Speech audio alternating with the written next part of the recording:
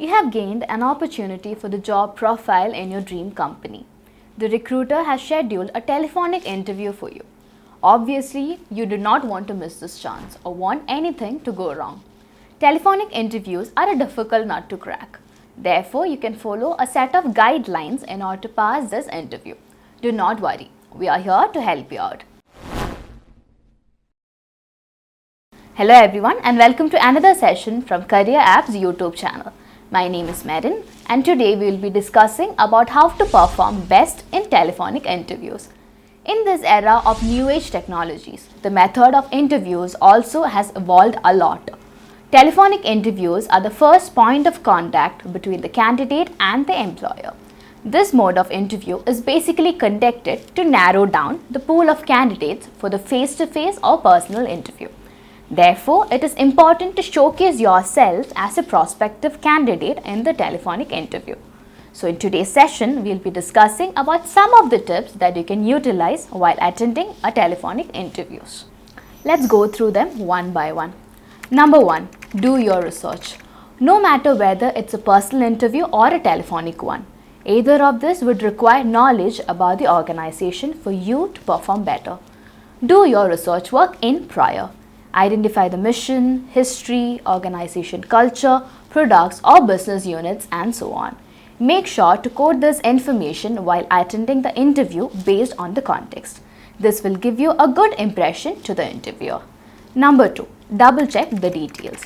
A small pointer, yet a significant one. If the interview has been scheduled in prior, double check the details of date and timing of the call.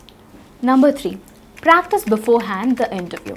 Once you have gathered the information, try to frame the sentences and practice it with your confidants, who can give you a genuine feedback. These practice sessions can help you to improve your style of communication through frequent interactions. Prepare your self-introduction in a brief way and practice. You could get feedbacks from the experienced personnel as well. Number 4, stay calm. Try to stay calm during the interviews. Even though they could not see you in person, but it would be evident through your voice or style of communication through the call if you are tensed or rattled.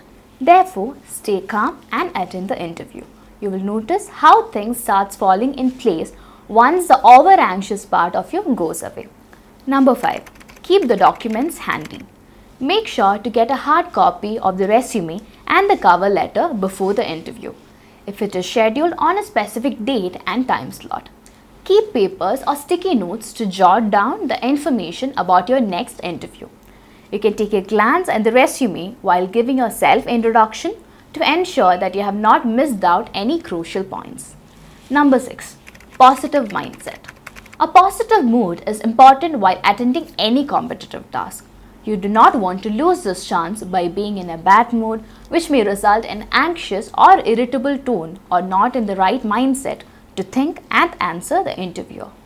Therefore, try to be in a positive mindset on the day of the interview. Number 7, listen and then answer. During the conversation in the interview, do not interrupt the interviewer. Let him or her finish the questions first. Listen carefully and follow up with answers. This demonstrates your listening ability and communication skills. Number 8, raise relevant queries. Be vocal about your doubts or queries related to the job profile, culture of the organization, and so on. It will showcase your enthusiasm and interest towards this job profile or organization. You may also ask the recruiter to suggest a good time to follow up after the interview. Don't sound desperate. You can try something like, so when can I expect to hear from you, or when should I get in touch with you again? Number 9, be polite and professional. Telephonic interviews are difficult to crack at times. The tone of your voice may seem arrogant or too much bossy over the call. Hence, make sure to keep your tone pleasant and polite. You can even practice the tone of your voice with your trusted friends or colleagues. Use professional language through your conversation in the interview. Make sure to sound courteous and polite. Last but not the least, thanking the interviewer. Your interview went really well and it's in the final stage of closure. Make sure to thank the interviewer for the opportunity. Try to be genuine and appreciative about these two words, that is, thank you. I hope this video will help for cracking the interviews. We would also like to hear your feedback on the same.